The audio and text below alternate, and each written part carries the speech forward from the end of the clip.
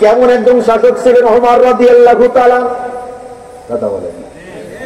ওমর রাদিয়াল্লাহু তাআলা আনহু রাত্র যখন গভীর হয়ে যেত, মানুষের ঈমান আমল কোন পর্যায়ের আছে এটা একটু পরীক্ষা নিরীক্ষা করতেন, কথা কম না।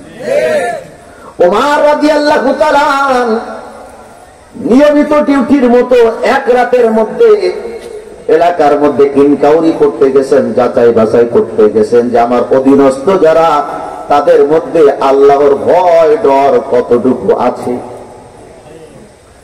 তো লক্ষ্য করে দেখলেন অনেক দূরে এক যুবক, রাখাল মনে হয়, বকরি ছাগল গুলোকে বেঁধে সেধে বসে আছে বিশ্রামে। ওমর রাদিয়াল্লাহু তাআলা চিন্তা করলেন যে এই জায়গাটা অনেকটা নিরিবিলি, এর মধ্যে যদি আল্লাহর ভয় ঢোকে তো সে প্রকৃত আল্লাহওয়ালা। যেখানে বসে গুনার সুযোগ আছে, কেউ জানবে না দুনিয়ার বাহ্যিক ভাবে, এই জায়গায় থেকে যদি কেউ গুনাহ মুক্ত থাকতে পারে সে কোটি মানুষের মধ্যে তো গুনাহ থেকে এমনিই বাঁচতে পারবে। কারণ প্রকাশ্যে গুনার থেকে গোপন গুনাহ হয় বেশি। প্রকাশ্যের গুনাহ থেকে বাঁচা সহজ, গোপনীয় গুনাহ থেকে বাঁচা কঠিন। কথা সিরাতে আল্লাহওয়ালা হওয়া বড় জটিল ব্যাপার, সুরাতে আল্লাহওয়ালা হওয়া সহজ। জুব্বা গায়ে দিলাম, টুপি পরলাম, পাগড়ি লাগাইলাম, হাতে তাসবিহ, আল্লাহ আল্লাহ আল্লাহওয়ালা এলো বাহ্যিক। কিন্তু যদি এই লিবাস পোশাকের যে আসল কাজ সেটা যদি একা থাকা অবস্থায় হয়, ওর নাম হলো আসল আল্লাহওয়ালা। ওমর রাদিয়াল্লাহু তাআলা তাকে কাছে গিয়ে সালাম দিয়েছে। সালাম দিয়ে বলে, রাখাল, আমি একজন মুসাফির মানুষ। কি মানুষ? আসলে মুসাফির না নাকি? এখানে আমরা যারা আছি মুকিম না মুসাফির? বলেন মুকিম না মুসাফির? মুকিম আর মুসাফির যদি না বোঝেন তো আর এক মুসিবত। এক হিসেবে আমরা সবাই মুসাফির, কারণ আমরা এই দুনিয়াতে কেউ থাকতে আসি নাই, যেমন ভাবে আমরা সফরে গেলে কেউ থাকতে যাই না। এই দুনিয়াতে আমরা সবাই সফরে আছি, আখিরাতের সফরে। কথা বলেন, আমাদের স্থায়ী ঠিকানা জান্নাত ইনশাআল্লাহ। বলেন ইনশাআল্লাহ।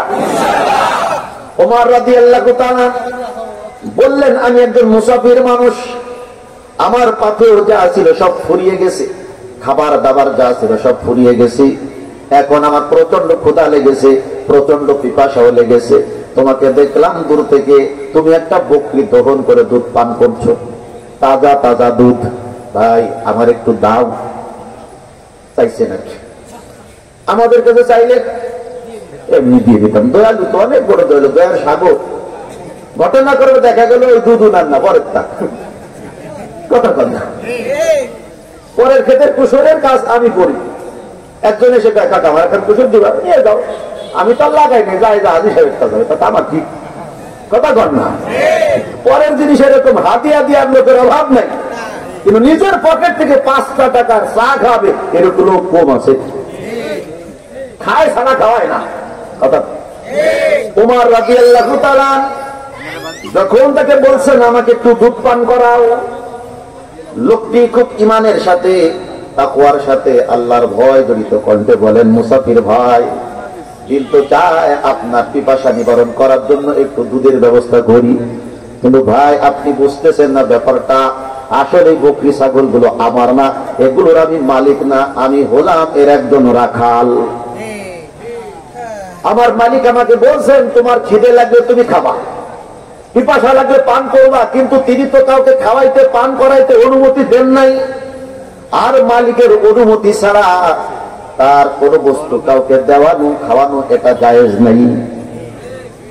বোঝা গেল ঈমান আছে এই লোকটা। কি করেন আপনারা? আপনাদের অভিজ্ঞতায় কি বলে এই লোকটা ভালো কিনা, লোকটা কি কিনা? ওমর রাদিয়াল্লাহু তাআলা চিন্তা করেন আরেকটু বাজায় দেখি ঈমানের গভীরতা কতটুকু, আরেকটু পরীক্ষা করে দেখি। ওমর রাদিয়াল্লাহু তাআলা বলছেন, আচ্ছা এক কাজ করো ভাই, মাংনা ফিরি ফিরি দুধ দেওয়ার দরকার নাই, বকরিটা আমার কাছে বিক্রি করে দাও, বেচে দাও, আমি তোমাকে ন্যায্য মূল্য দেব, অল্প দেব না, ঠকাবো না। তুমি মনে করতে পারো যে আমি গোপনে বিক্রি করে যাচ্ছি এজন্য উনি আমাকে অল্প টাকায় দিয়ে দিবে, এরকম না, পূর্ণাঙ্গ দাম দেব, বাজারের মূল্য দেব। বকরি হবে আমার, দুধও আমার, আমি খাবো, পান করবো, মাঝখান দিয়ে তুমি অনেকগুলো টাকার মালিক হয়ে যাবা। বলেন সুক্তাইল এলাকার মুসলমান, জ্ঞানাসুরের মুসলমান, এরপরে আরো চন্দ্র দিগলিয়া, সুটপা, বরফা ইত্যাদির মুসলমান, তেতুলিয়া আরো যারা আছেন তারা মুসলমান। এই সুযোগ পাইলে আমাদের বাংলাদেশের মানুষ কি হাত ছাড়া করে নাকি? দামে খালি দুইটা বাড়ি মারে যে কেটা কিটা আছে, কেউ নাই। আলহামদুলিল্লাহ, কি যে খুশি। চুরি করার সুযোগ পাইলে কেউ ডানে ভাবে তাকায় না। ইল্লা মাশাআল্লাহ অল্প কিছু আল্লাহওয়ালা আছে যারা ডানে ভাবে না, আল্লাহর দিকে তাকায়। কথা বলে। আর অধিকাংশ শুধু মালিকের দিকে তাকায়, দুনিয়াকে মালিকের দিকে তাকায়, ক্ষেতওয়ালার দিকে তাকায়, পুলিশের দিকে তাকায়, গোয়েন্দার দিকে তাকায়। কেউ নাই, কেউ নাই, এই পৃথিবীতে কেউ নাই, আমি ছাড়া কেউ নাই। খাও খাও, ঠিক না? উমর রাদিয়াল্লাহু তাআলা যখন তাকে বকরি বিক্রির প্রস্তাব দিয়েছে, লোকটা তখন ইমানের জজবানে বলছে, মুসাফির, মাত্রই তো আপনাকে বললাম আমি বকরির মালিক নই, আমি হলামের রাখাল। আমি শুধু দুধ দিতে পারিও না, বিক্রি তো করতেই পারবো না। যে দুধ মাংনা খাইতে পারে না সে বকরি কি করে বিক্রি করে? তার তো কোন রকম বিলকুল অনুমতি নাই। খবরদার এই কথা প্রস্তাব আগামীতে আমাকে আর দিও না, আমি তোমার কাছে বকরি বিক্রি করতে পারবো না। আল্লাহু আকবার। ইমানদার কিনা লোকটা? মুত্তাকি কিনা? এতটুকু মুত্তাকি আমাদের মধ্যে কয়জন আছে? খুবই কম। এইবার উমর রাদিয়াল্লাহু তাআলা আরো কঠিন ভাবে তার পরীক্ষা নিচ্ছেন। ও মুসাফির, ও রাখাল, আমি তোমাকে আর একটু বলি, আমার দিল বলছে তুমি একটু ভয়ের মধ্যে আছো। আমি যদি গোপনে এই লোকটার কাছে বকরি বিক্রি করে দেই, মালিক জেনে গেলে আমারে পানিশমেন্ট দিবে। এই জন্য ভয়ে ভয়ে তুমি আস। আর এই লাইনে তুমি নতুন, আগে করে চোরার অভ্যাস নাকি? যারা নিয়মিত চুরি টুরি করে তারা ফাঁক ফোকর জানে, কেমনে কেমনে মিশাই দিতে হবে সব পারে। কথা করে না? এই আমাদের দেশে এরকম আছে না? গোপালগঞ্জে কোর্টে আশপাশ দিয়ে কিছু লোক ঘোরে, সাক্ষী লাগবে নাকি? সাক্ষী লাগবে, আমি হাজির, কথা কান 1000 টাকা দিলে সাক্ষী দিয়ে দেয়। অথচ আপনারা আগে কোনোদিন দেখেনি, পরে কোনোদিন দেখবেন, আপনিও দেখেন না, আর জীবনে দেখবেন না। তাদের টাকা খালি মামলার ধারাটাও, বাদী বিবাদীর নামটাও 14 গোষ্ঠীতে ফাটাই দেবে। এমন সর্বে সর মিথ্যা কথা বলে, আমাদের কৃষকের অত ঘন ঘন পাটের বীজও বুনতে পারে না। কথা আছে না নাই? মুসাফির উমর রাদিয়াল্লাহু তাআলা আনহু বলছেন, তোমার মনের মধ্যে আতঙ্ক, ভয় ঢুকে গেছে, বকরি বিক্রি করে ধরা পড়ে যাব। আমি তোমাকে একটা কৌশল শিখিয়ে দেই, ওই কৌশল অবলম্বন করলে তোমার মালিক কোনদিনও তোমাকে বুঝতেই পারবে না যে তুমি বকরি চুরি করেছ। কি বুদ্ধি? বুদ্ধি হলো এই, মালিক যখন আসবে খুব কান্না জুড়ে দিবা, আর বলবা, মনির, এত বছর আপনার ফার্মে আমি চাকরি করি, একটা বকরি কেন কোনো বাচ্চাও আমার থেকে খোয়া যায় নাই। কেউ আমাকে বলতে পারবে না যে আপনার 100 টাকা দুধ আমি বিক্রি করেছি, খেয়েছি, কেউ বলতে পারবে না। কথা তো ঠিকই।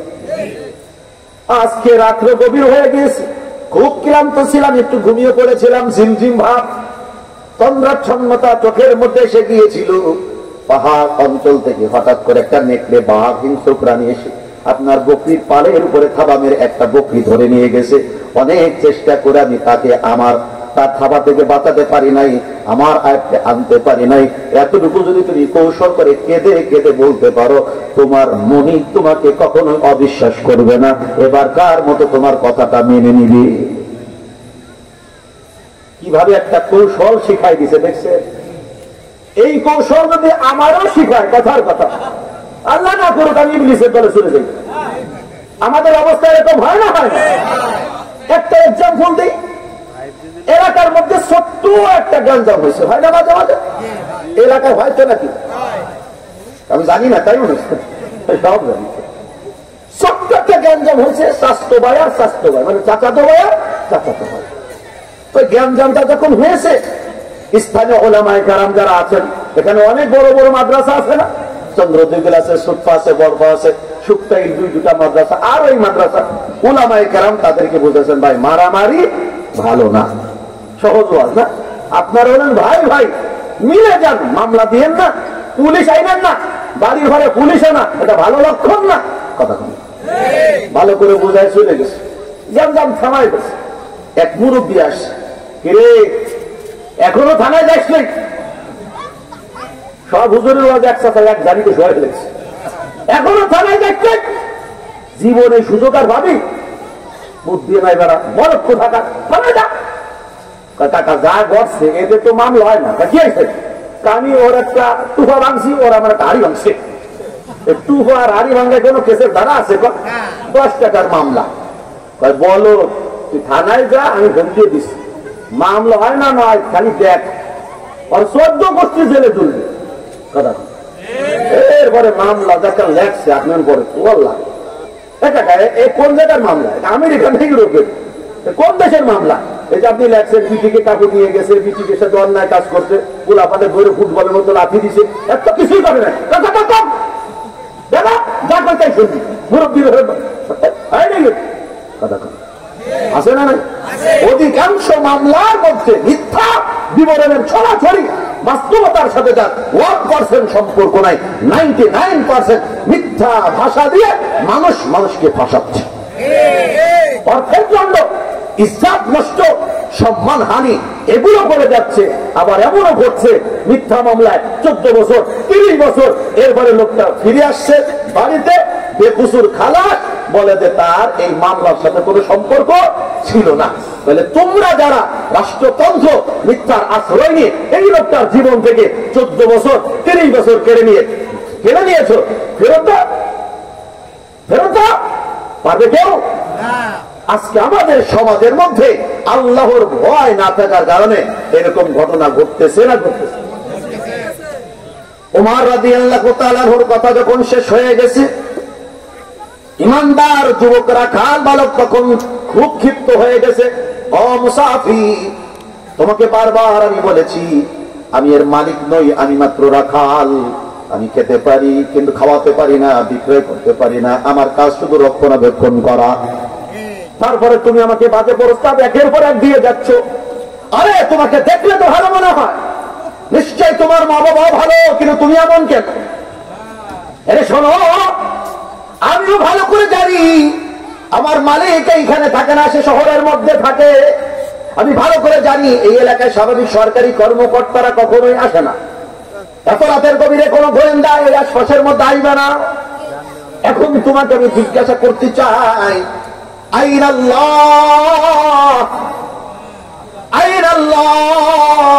আল্লাহ কোথায়? আল্লাহ কোথায়? তার মানে হলো ঘটনা হয়তো ওমর রাদিয়াল্লাহু তাআলা জানবে না, তার কোন সিপাহী জানবে না, গোয়েন্দা বিভাগ জানবে না।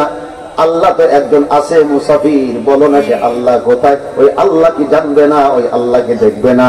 তাহলে কেউ কি বলবে যে না না আল্লাহ জানবে না? না না আল্লাহ দেখবে না। কোন মুসলমানকে এই কথা বলে নাকি? প্রত্যেক মুসলমান বলবে হ্যাঁ আল্লাহ জানবেন, আল্লাহ দেখবেন। ওরে মুসাফির, কিয়ামতের ময়দানে রব্বে কারীম আমাকে যখন তার সামনে দাঁড় করে যৌবনের হিসাবটা চাইবেন, জীবনের হিসাব যখন চাইবেন, আয়ের হিসাব যখন চাইবেন, আমি তখন তাকে কি জবাব দিব?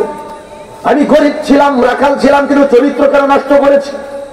পাইলে খাবো, না পাইলে শকর আদায় করবো, সবর করবো। কথা বলে, পাইলে খাবো, শকর আদায় করবো, পাবো না খাবো না, সবর করবো। এটাই হলো মুসলমানের জিন্দেগি, সবর ও শকরের জিন্দেগি। রব্বে কারীম তো আমাকে মামলায় ফেলে দিবেন। এই এক চুরির কেসে আমার অনেক গুনাহ হবে।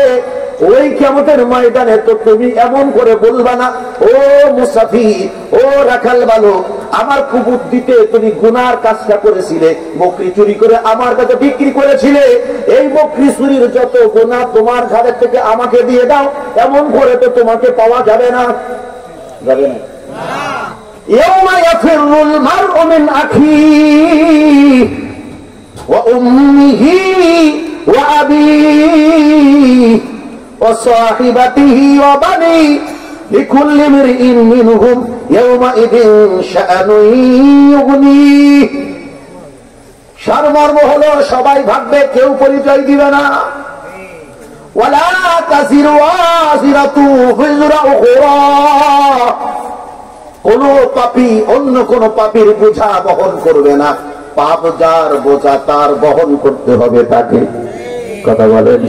তখন তোমাকে তো আমার বোঝাটা বহন করতে পাওয়া যাবে না, আমি জেনে বুঝে কেন তোমার কুবুদ্ধি নিয়ে আমি গুনাহ করব, আমি পারবো না। তবে তোমাকে সেইবারের মতো বলি, আবার যদি কোনো কুবুদ্ধি দাও তোমাকে আমি ধরে নিয়ে যাব আমিরুল মুমিনিন ওমর ফারুক রাদিয়াল্লাহু তাআলা আনহুর কাছে।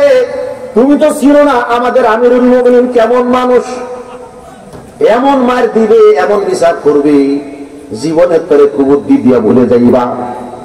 কথা কর, আমরা তো এই কথাটা বলার মতো শক্তি তো পাই না।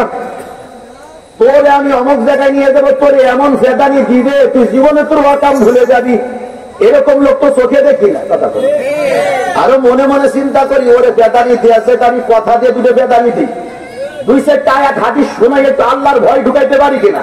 কারণ অন্য জায়গায় হ্যান্ড ওভার করলে আমও যাবে, সালাও যাবে, অন্যায়কারী তো ভালো হবে না, উল্টো তার কাছ থেকে কিছু টাকা খাইয়া বিচার তাল গাছ তারে দিয়ে দিবে। রাখবেন না, বাস্তবতা আছে না নাই? এইবার ওমর রাদিয়াল্লাহু তাআলা আল্লাহ রাব্বুল আলামিনের কুদরতি কদমে সাজদায় পড়ে গেছেন, হাত তুলে দোয়া করতেছেন, আল্লাহ যেই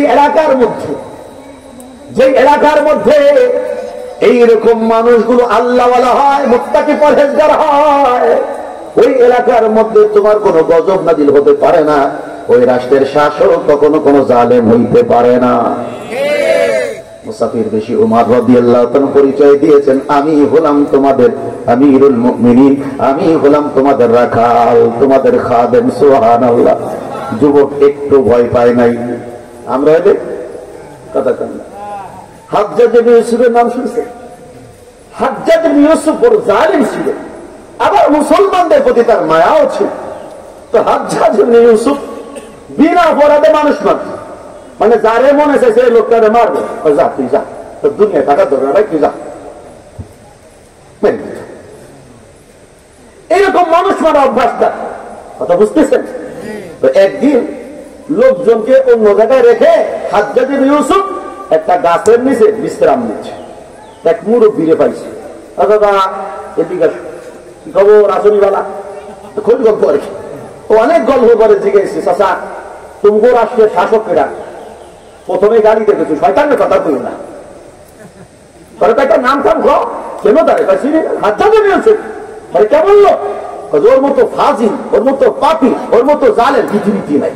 মানে যত হক কথা ছিল চাচা এই হাজ্জাজ ইবনে ইউসুফের কাছে সব বলে দিচ্ছে। তখন কিন্তু ভয়টাই পায় নাই, করার সময় কি পায় নাই, ভয় পায় নাই, জজবাজে বলে ফেলছে। এখন ওই মুরব্বীরে এই চাচাটা তুমি কি আমারে চেনো না? হাজ্জাজ ইবনে ইউসুফের দিকে তাকায় ভালো করে বুঝে নাই, না ছিলাম তো না, আমি সেই হাজ্জাজ ইবনে ইউসুফ। এখন লোকটা চিন্তা করে কান্দ সারছে যে এই লোকটা বিনা অপরাধে মানুষ মারে, আর আমার তো অপরাধ এতগুলো জমা হয়ে গেছে। কথা না, তারে যেই হরিগান গালি দিছি ওতে তো কয়েকশো বার ফাঁসি দিলে সারে না, আর বাঁচতে তো হবে, হঠাৎ বুদ্ধি আল্লাহ দিয়ে দেয়, কথাটা ঠিক না? আর বাচ্চার উল্টো কয় তুমি কি আমারে চেনো? হাজ্জাজ ইবনে ইউসুফকে বুড়া কয় তুমি কি আমারে চেনো? না তোমারে তো চিনলাম না। আমি মাঝে মাঝে সপ্তাহে ভাগ হলো, মাথা খারাপ হয়, আজকে সেই দিন চলতেছে।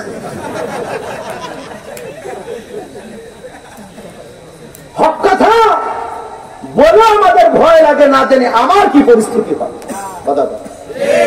কারণ হক কথা বলে টিকে থাকার জন্য জরুরি যাদের বিরুদ্ধে কথা যাবে তারা কথাগুলো নিবে এবং গ্রহণ করবে, যে না এই লোকগুলো তো হক কথা বলে আমাদের কল্যাণের জন্য, আমাদের ধ্বংসের জন্য না, আমাদের উপকারের জন্য বলে, যেন অন্যায়গুলো আমরা না করি, যেন আমরা ভালো মানুষ হই। তাহলে আখিরাতে আল্লাহর কাছে জবাবদিহি থেকে আমরা বেঁচে যাব, জান্নাতের সামিয়ানা পাবো, জান্নাতের সার্টিফিকেট পাবো, ডান হাতে আমলনামা পাবো, নবীর শাফাত পেয়ে জান্নাতি হয়ে যাবো।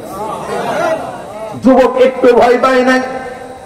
তারপরে বলতেছেন আমিরুল মুমিনিন, কথার উপস্থাপনা জনিত কোনো ভুল হয়ে যেতে পারে, কথা সত্য কিন্তু বলার ভঙ্গিমা অনেক সময় একটু এলোমেলো হতে পারে। আমিরুল মুমিনিন কোনো কষ্ট না নিয়ে তাকে বুকের মধ্যে চেপে দিয়ে বড় তাকে আরে নিয়ে দোয়া করে দিয়েছেন, আল্লাহু আকবার কাবীরা। একটা ছোট্ট ঝলক আপনাকে শোনালাম। এই আমিরুল মুমিনিনের রাষ্ট্রের মধ্যে এমন নেককার মুসলমান, এমন নেককার সাধারণ প্রজা কখন পয়দা হয়েছে? যখন তিনি খোদ আমিরুল মুমিনিন ওমর রাদিয়াল্লাহু তাআলা অন্তরে আল্লাহর ভয় তাদের সবার চেয়ে বেশি জমা হয়ে গেছে। কথা বলে আল্লাহর কাছে গভীর রজনীতে নিয়মিত দোয়া করতেন, আল্লাহ আমি ওমর ছিলাম বকরি উটের রাখাল, আমার আব্বা আমাকে সকালবেলা বকরি উটগুলো দিয়ে বলতেন চড়ায় আনো, ঘাস টাস খায়ানো। সন্ধ্যার বেলায় যখন আমি বাড়ি আসতাম প্রায় 2-1টা উট অথবা বকরি মিসিং হয়ে যেত, ঠিক মতো আনতে পারতাম না, এলোমেলো হয়ে যেত, সবগুলো গুনে গেতে আমার আব্বাকে দিতে পারতাম না। প্রাণীগুলো কিছু এলোমেলো হয় না, হয় না? আমার জিন্দেগিতে সবচেয়ে বেশি কাঞ্চি হলো ছাগল আনতে দেয় আমাকে। গরুরে সুন্দর হতে আনতে পারছি না, ছাগল ব্যাপারে আনতে গেলে ঝামেলা, এমন কিছু কাহিনী করে যে কান্দা ছাড়া কোনো উপায় নাই। একবার নিজের ভেসায় ফেলায় দেয়, আর একজন চাষা মেহগুনি গাছ ভাঙ্গে এরকম দাঁড়ায় থাকে, শাল খায়, অমুক খায়, তমুক খায়, গালাগালি এক পুরি। কথা আই মালিক, যেই ওমারকে তার আব্বা বলতে, ওমার কয়টা বকরি আর ছাগল ঠিক মতো তুই লালন পালন করতে পারিস না, তুই বড় হয়ে করবি কি? আমাদের আব্বা আম্মারা ছোটকালে এরকম বলে না, বলে না? এক প্লেট ভাত ঠিক মতো মাখাই খেতে পারো না, তুমি করবাটা কি? করে নিয়ে আমার টেনশন হয়, বলে না, বলে না? এটার মধ্যে একটা মায়া, একটা ভালোবাসা আর দোহা আছে না নাই? উমর রাদিয়াল্লাহু তাআলা বলে, আল্লাহ সেই উমরের কাছে তুমি পৃথিবীর 3 ভাগের 2 ভাগ তুলে দিয়েছো, অর্ধ জাহান তুলে দিয়েছো, আর তোমার নবীনা বলেছেন আলা কুল্লুকুম রাইন, আলা কুল্লুকুম রাইন ওয়া কুল্লুকুম মাসউলুন আন রাইয়াতিহি, তোমরা হলে সকলে জিম্মাদার, তত্ত্বাবধায়ক।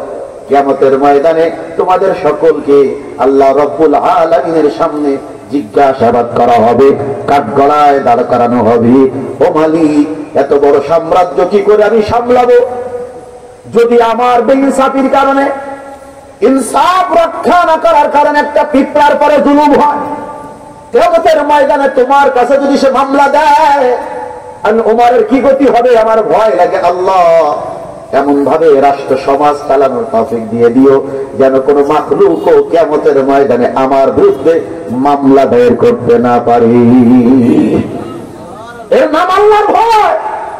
শাসকের অন্তরে যখন আল্লাহর ভয় ঢুকে, অধীনস্থদের দিলের মধ্যে আল্লাহর ভয় ঢুকে। কথা বলে আমরা যেমন শাসকও তেমন, শাসকও যেমন আমরাও তেমন। ইউনুসও সুদ খায়, আমরাও সুদ খাই, আমরাও সুদ খাই, ইউনুসও সুদ খায়। খায় না কিনা?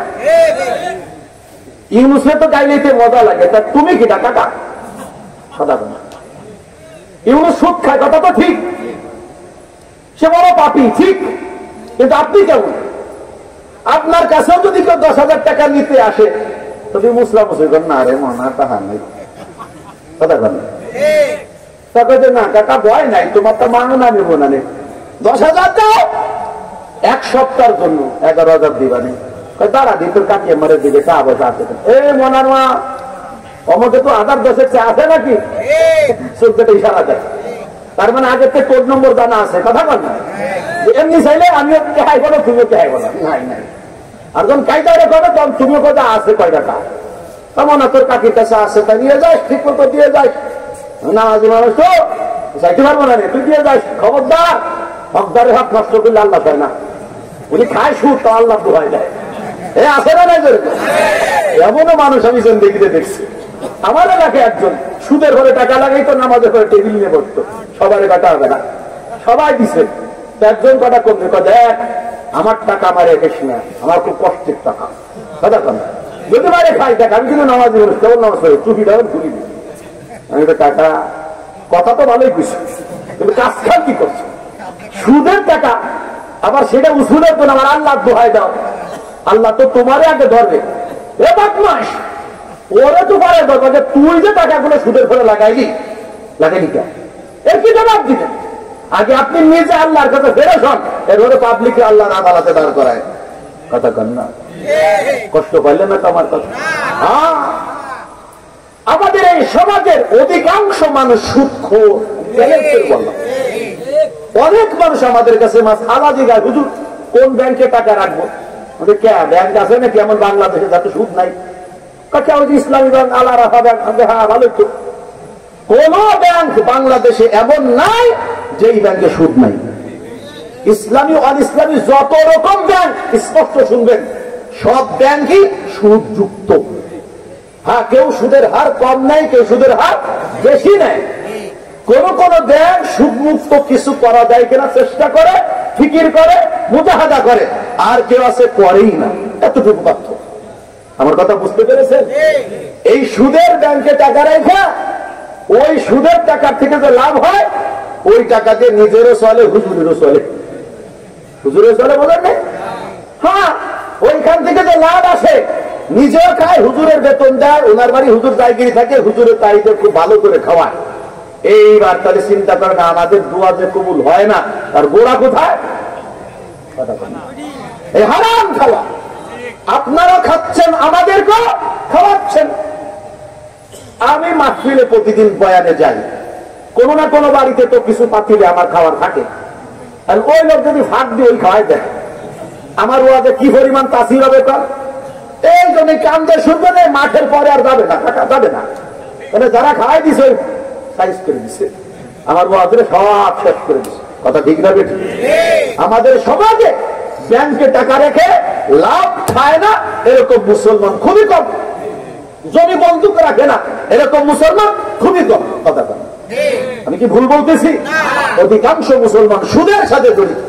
স্পষ্ট ঘোষণা, সুদ ছাড়বেন না যতদিন ঈমান, আমল, ইবাদত, দুআ কবুল হবে না ততদিন। ইবাদত কইরা সেজদা দিয়া কপাল বইসে একদম কালাকে কালা বানা ফেলে নিচে গাবের গুলার মতো এক সাজদাও কবুল হবে না। কথা বুঝতে পেরেছেন? আল্লাহ আমাদেরকে সবুজ দান করে, বলেন আমিন। জিকির করি লা ইলাহা ইল্লাল্লাহ।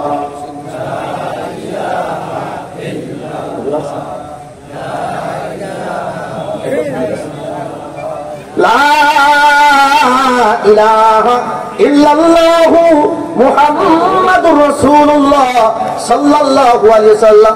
আল্লাহ বলেন, ইন্নামাল মুমিনুনা আল্লাযীনা ইযা যুকিরাল্লাহ ওয়াজিলাত কুলুবুহুম।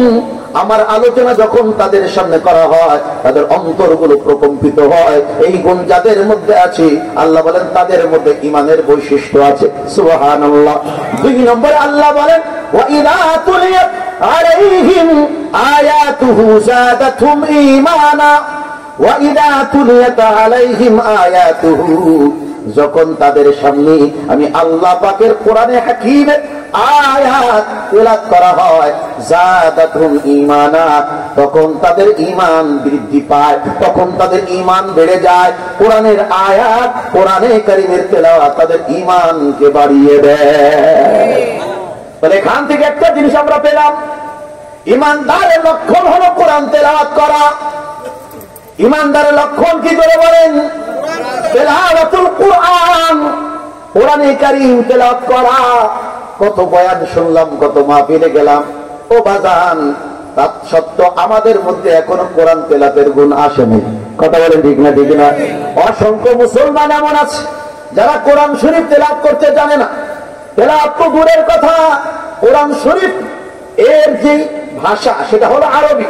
এই আরবি ভাষার যে অক্ষর হরফ, এটা হলো 29টা। এলোমেলো করে দিলে 29টা অক্ষর বলতে পারে না, পড়তে পারে না, চেনে না। আছে না নাই? একটু ধরে বলেন, আছে না নাই? আমি বলি আমি মুমিন, আপনি বলেন আপনি মুমিন। আল্লাহ বলে, কে বলছে তুমি মুমিন? মুমিন হওয়ার জন্য কোরআন তেলাওয়াত করা জরুরি। মুমিন হওয়ার জন্য কোরআন তেলাওয়াত শোনা জরুরি।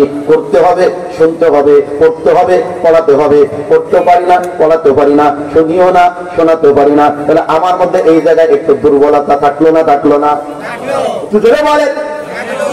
ও মুসলমান, বড় কষ্ট লাগে। ছেলেকে মেয়েকে বাংলা শিক্ষা দিতে হবে, এর গুরুত্ব বুঝেছি। ইংরেজি শিক্ষা দিতে হবে, এর গুরুত্ব বুঝেছি। সমাজ বিজ্ঞান ভূগোল শিক্ষা দিতে হবে, এর গুরুত্ব আমি বুঝেছি। কম্পিউটার শিক্ষা দিতে হবে, এর গুরুত্ব আমি বুঝেছি। বৈষয়িক যত বিদ্যা আছে এগুলো শিক্ষা দিতে হবে, এর গুরুত্ব বুঝেছি। কিন্তু আল্লাহর কালামে শিক্ষা দিতে হবে, এর গুরুত্ব এখনো আমরা বুঝি নাই। কথা ঠিক না? ঠিক না? স্কুল লেভেলে, প্রাইমারি লেভেলেও যে ছোট্ট বাচ্চাগুলো পড়ে, প্রাইভেট ইত্যাদির নাম নিয়ে তাদের পিছনে হাজার হাজার টাকা গরিব মানুষ হইল খরচ করা লাগে। লাগে না? লাগে না? জোরে একটু জোরে বলেন। আমার বাচ্চারা প্রথম দিকে সবই স্কুলে পড়েছে, কিন্ডার গার্ডেনে পড়েছে, শামসুলাত ফরিদপুর রহমাতুল্লাহ নামের আইডিয়াল স্কুলের মধ্যে। ছোট্ট মিয়া এখনো পড়ে, দুইটা প্রাইভেট, কোন রকম তাতে চলে যায় 2000। আমি আমার কথা বললাম, গরিবানা মতে 2000। এইটুকু পড়ালেখা যদি শহরে কোন মাস্টার করে দেয়, কমাস কম লাগবে 30,000। আমি ঢাকাতে জুমার নামাজের খুতবা দিই, আমার মুসল্লিদের থেকে একজনের বাসায় দাওয়াত খেতে গেছি, বলে হুজুর আমার বাচ্চাদেরকে পড়াতে আসে যে মাস্টার, উনি ideal Motijheel ideal school and কলেজের মাস্টার, বলে প্রত্যেকে 14,000 করে দিই। সুবহানাল্লাহ, কত হাজার? 14,000, 14,000। বুঝলেন না? তুমি বলতেছি আমাদের এই দেশে কমাস কম 500 টাকা তো লাগেই লাগে। গুরুত্ব আছে। সকাল থেকে ঘুম থেকে উঠাইয়া বাচ্চারে একজন একদিক দিয়ে বিরাজ করা, আর একদিক দিয়ে মুখ ধোয়ায়, হাঁটাইতে হাঁটাইতে ওই অবস্থায় খাওয়ায়, কথা বলে অটোতে উঠাই ওই অবস্থায় খাওয়ায়, আবার পানি খায়, মামপট গেল গেল, সময় চলে যাচ্ছে, মিনিটে মিনিটে টাকা চলে যাচ্ছে। কথা কন ঠিক না? ঠিক না? সারলে টাকা দিব, মাং না, পড়া আদায় করে রাখতে হবে। অটোতে করে বাপে দিয়ে আসে, মায়ে দিয়ে আসে, একজন দিয়ে আসে, একজন নিয়ে আসে, অথবা যে ফিরিসে দিয়ে আসে, যে ফিরিসে নিয়ে আসে। কথা কন না? স্কুলও কামায় নাই, প্রাইভেটও কামায় নাই, নিয়মিত তাদের কঠিনও কামায় নাই, টাকাও ঢালবে কোটি কোটি। ফলাফল কি? এটা আপনার আমার সামনে, ঐশী আর ঐশী, ঐশী আর ঐশী। কথা কন। মাদুকার মাদক বাপকে খুন করে, মাকে খুন করে, আব্বা আম্মাকে বেইজ্জতি করে সমাজের সামনে, মান ইজ্জত ধুলোয় মিশিয়ে দেয়। কথা বলে ঠিক না? ঠিক না? ও মুসলমান, আমি বলবো না বাংলা শিক্ষা দিবেন না, ইংরেজি শিক্ষা দিবেন না, ভূগোল সমাজ শিক্ষা দিবেন, একথা বলবো না। সব শিক্ষা দিবেন অবশ্যই, দুনিয়াতে চলতে গেলে সব লাগবে। কিন্তু আমি যেটা বলবো, এর থেকে সবচেয়ে বেশি লাগবে যেটা, তার নাম হলো তালিমুল কোরআন, কোরআনে কারীমের শিক্ষা। ছেলে হোক আর মেয়ে হোক, মেধা কম হোক আর বেশি হোক, সকলকে ইলমে দ্বীন শিক্ষা দেওয়া ফরজ। যদি বলে এখনো শিক্ষা করা আর এখনো শিক্ষা দেওয়া। যারা মা বাবা অভিভাবক, তাদের দায়িত্ব হলো সন্তানকে শিক্ষা দেওয়া, আর নিজে বড় হওয়ার পরে শিক্ষা করা। দুটোই দরকার, কি দরকার না? তাহলে আমরা যারা বাবা আছি, মাস, আমাদের সন্তানদেরকে কোরআন শিক্ষা দিতে হবে না? হবে না? ধরে কম। যদি কোরআন শিক্ষা না দেয়, কোরআন তেলাওয়াত করতে পারবে না, কোরআন তেলাওয়াত তারা শুনবে না। তাহলে ইমানদারের 2 নম্বর বৈশিষ্ট্য কোরআনে কারীমের তেলাওয়াত করা, এইটা তাদের মধ্যে থাকলো না। অথচ আল্লাহ বলেন প্রকৃত মুমিন তারা যারা কোরআনে কারীমের আয়াত তেলাওয়াত করে, এই তেলাওয়াতের কারণে তাদের ঈমান আগের থেকে বেড়ে যায়। তাহলে কোরআনে কারীমের তেলাওয়াতের দরকার আছে না নাই? আমি আর আপনি এখানে যারা কোরআন শরীফ পড়তে পারি, আরে মাহরুমি, বঞ্চিত কাকে বলা হয়? কি পরিমাণ মাহরুম আমরা! অনেকে কোরআন শরীফ পড়তে পারে, কিন্তু রমজান ছাড়া এক আয়াতও পড়ে না। আল্লাহু আকবার কাবীরা।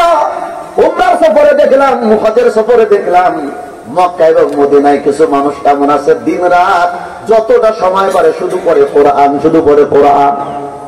মুরব্বী হয়ে গেছে, মাথা নিচু দিকে ঝুঁকে গেছে। রাসূল আকরাম সাল্লাল্লাহু আলাইহি সাল্লামের রওজা আতহারে উল্টো দিকে, অর্থাৎ উত্তর দিকে বসে ওই যে কোরআন তেলাওয়াত করছে। জোহরের সময় দেখে গেছি, আসরে এসে দেখি বান্দা সেখানে কোরআন তেলাওয়াত করে, মাগরিবের সময় এসে দেখি বান্দা সেখানে কোরআন তেলাওয়াত করে, ইশার সময় এসে দেখি বান্দা সেখানে কোরআন তেলাওয়াত করে। জিজ্ঞাসা করলাম, আপনি কি বাড়ি টাড়ি যান নাই? কয়েছেন না। বাড়ি যাবো কি জন্য? আমি আমার রাসূল সাল্লাল্লাহু আলাইহি সাল্লামকে কোরআন শোনাই। কি মজা তারা পেয়ে গেছে কোরআন তেলাওয়াত, কি মজা তারা পেয়ে গেছে কোরআনে কারীমের তেলাওয়াতে। আলা বিযিকরিল্লাহ, আলা বিযিকরিল্লাহি তাতমাইন্নুল কুলুব। আল্লাহ বলেন, বন্দে শোনার গোলাম, আমি আল্লাহর জিকিরের দ্বারাই ঈমানদার যারা, তাদের দিলটা ঠান্ডা হয়, প্রশান্ত হয়। কোরআনে কারীম ও জিকির, কথা কন ঠিক না? ঠিক না? কোরআন পড়লে দিল ঠান্ডা হয়। তাহলে যারা পড়তে পারে তাদেরকে বলি, আমি আমাকে বলি, আপনাদেরকেও বলি, অন্তত 40 দিনের মধ্যে 1 খতম করা ওয়াজিব। কয়দিন? 40 দিনে 1 খতম কোরআন শরীফ পড়তেই হবে যারা পারেন। এখন যারা পারেন না তারা কি করবেন? প্রথমত যা পারেন সেগুলো পড়বেন। সূরা ফাতিহা পারেন না? বলে পারি, ওইটাই ঘন ঘন পড়েন। সূরা ইখলাস, ফালাক, নাস, আর যত সূরা আছে পারেন এগুলো পড়েন। আয়াতুল কুরসি জানেন তো, এগুলো পড়েন। কথার কথা যা পারেন সেগুলো বারবার বারবার পড়েন। আর একবার ইশকানের মহব্বত আনেন। মুজাহিদ আজম আল্লামা শামসুল হক ফরিদপুরি রহমাতুল্লাহ আলাইহির মতো আমি মুসলমানের সন্তান কিন্তু কোরআন পড়া জানবো না, এটা কেমন কথা? আমি আল্লাহর কালাম জানবো না, এটা কেমন কথা? বান্দার কত কিছু শিখলাম, আল্লাহর কালাম কেন শিখবো না? কথা কোন ঠিক না? ঠিক না? কাঁদবেন আর কাঁদবেন, চেষ্টা করবেন আর চেষ্টা করবেন, চোখের পানি বের বুকের মধ্যে আপনি ঢালবেন, ইনশাআল্লাহ ইনশাআল্লাহ একদিন একদিন আল্লাহ আপনাকে আমাকে কোরআন ওয়ালা বানিয়ে দিবে, কোনো সন্দেহ নাই। তাহলে কোরআন শরীফ শিক্ষা করার জন্য আজ থেকেই সব স্তরের মুসলমান কে কে প্রস্তুত আছে? ইনশাআল্লাহ সবাই। কোরআন না শিখে মরা যাবে না, জোরে বলেন। কোরআন না শিখে মরা যাবে না। কোরআন শিখতে শিখতে মরবো, মরতে মরতে শিখবো। কোরআন ছাড়া মুসলমানের জিন্দেগি কোনো দাম নেই। রাসূল সাল্লাল্লাহু আলাইহি সাল্লাম বলেন, ওই ঘর উজাড় ঘর যেই ঘরের মধ্যে কোরআনের তেলাওয়াত নেই, গান আছে, ড্যান্স আছে, ডিস্কো আছে, কথা না, কত কিছু আছে, সপ্তাহ যায়, মাস যায়, বছর যায়, একদিনের জন্য কোরআন শরীফ তেলাওয়াত হয় না এমনও মুসলমানের ঘর এই এলাকাতে আছে না? নাই। তোর ঘর সাপের ঘর, তোর ঘর বিচ্ছুর ঘর, তোর ঘর কেউটার ঘর, তোর ঘর কেঁচোর ঘর, গুইসাপের ঘর, শুয়ারের ঘর, কুত্তার ঘর। কথা বল। কোরআন তেলাওয়াত নাই, সেটা আবার ঘর, ওটা জাহান্নামের বাড়ি। কোরআন তেলাওয়াত হইতে হবে ঘরের মধ্যে, নারীও তেলাওয়াত করবে, পুরুষও তেলাওয়াত করবে। কথা বল। সূরা বাকারা, সূরা আলে ইমরান, সূরা ইয়াসিন, সূরা ওয়াকিয়া, সূরা মুলুক, সূরা রহমান, এগুলো যদি নিয়মিত তেলাওয়াত হয় আল্লাহ ওই ঘর এবং ঘরওয়ালাদেরকে, বাড়ি এবং বাড়িওয়ালাদেরকে সর্বপ্রকার বালা মুসিবত থেকে হেফাজত করে। কোরআন তেলাওয়াত করে এবং নিজের প্রত্যেক সন্তানকে কোরআনওয়ালা বানাবই নিয়ত করে। নিয়ত করা যায় না ইনশাআল্লাহ? যদি কোরআনওয়ালা না বানান, কোরআন যদি শিক্ষা না দেন, এটা মুখস্থ কথা না, কোরআন থেকে বলবো। কিয়ামতের দিবসে আল্লাহ রব্বুল আলামিনের সামনে এই সন্তান আমাকে আপনাকে দাঁড় করিয়ে আল্লাহর কাছে আপনার আমার বিরুদ্ধে মামলা দিবে। আমি খুব ভাবি, রাতে মাঝে মাঝে জুমা পড়ানোর জন্য বৃহস্পতিবারে যখন যায়, 1টা 2টা 3টা বাজে গুলিস্তান থেকে যখন যায়, কত রকম মানুষকে কত কষ্টের অবস্থায় দেখতে পাই। রমাদান মাসে যখন মানুষের জিহ্বা বেড়ে যায় পানির পিপাসায়, তখনও কত মানুষ মাথার মধ্যে মুঠ বয়, গাঁট বয়, বিভিন্ন বোঝা বহন করে নিয়ে যায়। কেন? বিনিময়ে 50 টাকা 100 টাকা মিললে এই টাকাগুলো জমা করে ছেলেমেয়ের লেখাপড়ার ফিস, স্কুলের খরচ বহন করবে, তাদের খাদ্য খোরাক হবে, পোশাক হবে। কথা বল ঠিক না? ঠিক না? মাথার ঘাম পায়ে ফেলে এই টাকাগুলো রোজগার করে বাবা দেশে পাঠায়। এলাকার মধ্যে যারা কৃষক শ্রমিক, আমার আব্বাও কৃষক, কৃষকের কষ্টটা আমি কাছের থেকে দেখেছি, নিজেও কৃষিকাজ বুঝি, মাঠে গিয়েছি, দেখেছি কষ্ট কাকে বলে। শীত নাই, গরম নাই, রাত নাই আর দিন নাই, জ্বর আর ঠান্ডা নাই আর কাশি নাই, অবস্থা যাই হোক সময় মতো বীজ ফেলতেই হবে, সময় মতো রোয়াতেই হবে, সময় মতো ধান লাগাতে হবে, সময় মতো পাট কাটতেই হবে। কথাটা ঠিক না? ঠিক না? এগুলো করে অনেক কষ্টের পরে কিছু টাকা রোজগার হয়, সমস্ত খরচ দেওয়ার পরে তা থেকে নিজের জন্য একটা দামি লুঙ্গি বাবা কেনে না, আগে ছেলের পোশাক কেনে দেয়। নিজের দামি শার্ট পাঞ্জাবি আগে বানায় না, আগে সন্তানের স্কুল ড্রেস বানায় দেয়। এত কষ্টের যে সন্তান, এরা আখেরাতে আমাদেরকে আরো জান্নাতে নিবে, এটাই তো কথা ছিল। উল্টো যদি এরা আমাদের ব্যাপারে আল্লাহর কাছে কমপ্লেন করে, আল্লাহ রব্বানা আরিনাল্লাযীনা আদাল্লানা মিনাল জিন্নি ওয়াল ইনস নাজআলহুমা তাহতা আকদামিনা লিয়াকুনা মিনাল আসফালিন। আয় আল্লাহ, জিন ইনসান থেকে ওই লোকগুলোকে দেখায় দাও, আমাদেরকে দেখায় দাও, আমরা দেখতে চাই যারা আমাদেরকে পথভ্রষ্ট গুমরা করেছে, সঠিক পথ দেখায় নাই, ঈমান আমল শিক্ষা দেয় নাই, আপনার সাথে সম্পর্ক জুড়ে দেয় নাই, আপনার নবীর সাথে সম্পর্ক জুড়ে দেয় নাই। আল্লাহ আপনি তাদেরকে দেখান এবং আপনি তাদেরকে আমাদের পায়ের নিচে রাখুন, আমরা তাদেরকে পাড়িয়ে পাড়িয়ে জাহান্নামে যাব। সন্তান বাবাকে পাড়াবে, ছেলে মেয়ে মাকে পাড়াবে, পায়ের নিচে ফেলে দলিত মথিত করবে। এই কথাটা বলতে গেলেও তো বুক ফেটে যায়। সন্তান আমাকে পাড়াবে, সন্তান আমার বুকে পা রাখবে, জুতা দিয়ে যেমন মানুষ এরকম ঘুরায় এমনি ঘুরাবে, আবার বলবে আল্লাহ শুধু জাহান্নামে দিলে আমি খুশি না, এই ঘুরাবে জাহান্নামের অতল গহ্বরে ফেলেন যেখানে জাহান্নামের কঠিন থেকে কঠিন শাস্তি আছে। আপনারা কি কেউ চান যে পরকালে আপনার আমার সন্তানেরা আল্লাহর কাছে এই মামলা দিক? কেউ চান না তো? একটু জোরে বলেন, কেউ চান না তো? যদি না চান, সন্তানকে দিনদার বানান, আল্লাহ ওয়ালা বানান, কোরআনের এলেম শিখান, হাদিসের এলেম শিখান, চেষ্টা করবেন তো ইনশাআল্লাহ। বাবা বড়দের কুরবানি আল্লামা শামসুল হক ফরিদপুরি রহমাতুল্লাহ আলাইহি, আল্লামা আব্দুল ওয়াহাব রহমাতুল্লাহ আলাইহি, আল্লামা খলিলুর রহমান সুটফা রহমাতুল্লাহ আলাইহি, এরকম প্রখ্যাত বুজুর্গানে দিন এই এলাকায় কে না কে দিনই কিছু প্রতিষ্ঠানের চারাক বাতি জ্বালিয়ে গিয়েছিলেন। সেই মেহনতের বাদৌলতে এখন প্রত্যেক গ্রামে গ্রামে মাদ্রাসা, এলেম শিক্ষা কত সহজ হয়ে গেছে। প্রত্যেক মসজিদে যোগ্য যোগ্য ইমাম, কথা বলেন ঠিক না? ঠিক না?